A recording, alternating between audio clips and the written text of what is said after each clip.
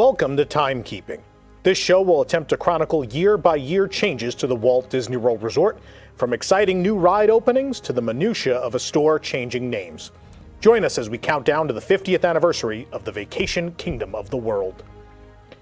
1974 began dead in the middle of the gas crisis. After the holidays, Walt Disney World laid off over 1,700 cast members. Though many of these were part-time or seasonal employees brought on to help with the busy holiday season, 700 of them were full-time. Fiscal year 1974 saw attendance decline to 10,834,000 guests. Future plans were scrapped or delayed. However, there were plenty of projects underway to be completed, and 1974 saw a few of them come to fruition. While much of the Tomorrowland expansion was set to open in the summer of '74, much of it was put off until 1975. However, the Starjets attraction and the Space Bar restaurant opened for Thanksgiving on November 28th. Earlier in the year, Magic Carpet Round the World replaced America the Beautiful temporarily, as they were adding to the older film in preparation for the coming bicentennial celebration. On the far side of the park, Caribbean Plaza opened sometime around April. While the attraction opened in December 1973, that being Pirates of the Caribbean, the rest of the area was delayed. The Caribbean Arcade was a shooting gallery in the section that separates the Pirates queue from the exit shop, which until recently housed the Pirates League. The shops that opened were La Princesa de Cristal, the Golden Galleon, and the House of Treasure. Pioneer Hall opened April 1st at Fort Wilderness, featuring Crockett's Tavern, which took the entire space the tavern and Trail's End currently take up. The hall featured the Star-Spangled Washboard Band when it first opened, and its signature act wasn't ready yet. The Hoop-de-Doo musical review would debut on June 14th.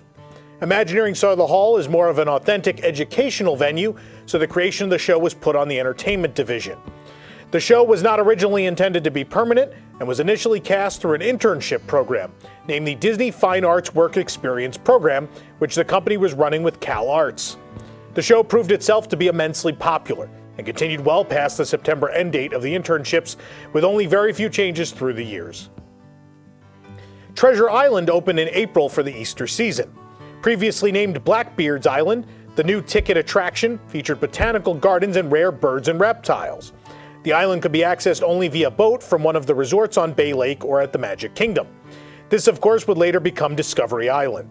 While the main draw was the animal exhibits, there was a pirate element to the island, including a reproduction of a shipwreck on the shore. Around the rest of the Magic Kingdom area, more behind-the-scenes facilities were added. The Luau Cove area and the kitchens at the Polynesian saw upgrades, and some decor changes happened in the rooms. Other improvements include new telephone facility, an expansion of the central energy plant, administrative buildings, and consuming.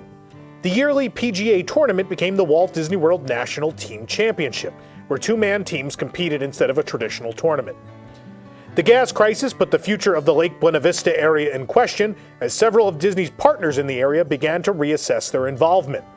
Disney started marketing some of the villas for short-term rentals through the Walt Disney Travel Company. They also opened The Village, a shopping and dining district featuring 32 shops and restaurants. This area seemed to balance targeting locals and tourists. Many of the shops featured artisan handcrafted goods, but there was also a barber, a pharmacy, and a post office. Some of the known shops were the Port of Entry, Pottery Chalet, the Chalet Candle Shop, and the Flower Garden. Captain Jack's, which would last until the Disney Springs conversion, opened with the area, along with 3 other restaurants: the Village Restaurant, Light Bite, and Heidelberger's Deli. Guests could also take a launch over to the clubhouse at the golf course for a more upscale meal. Perhaps one of the most historical moments of the year to happen at Walt Disney World wasn't even Disney-oriented at all.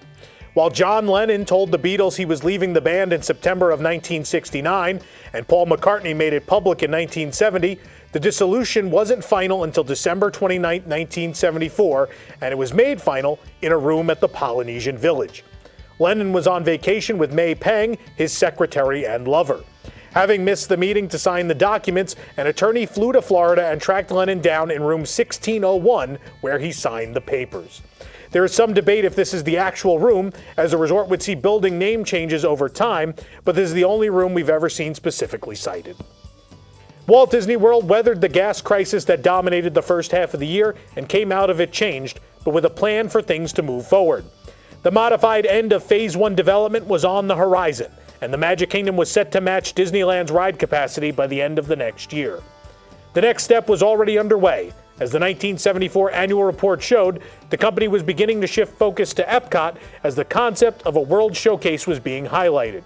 But first, 1975 would see a land completed to take the Magic Kingdom into tomorrow. Well, time flies. Enjoying your trip from time to time with us? Please hit the like button and subscribe to support this and other shows.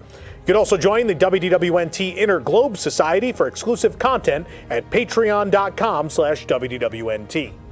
If you're looking for the perfect gear to celebrate 50 years of Walt Disney World, you can shop for apparel, accessories, and more at carouselofproducts.com.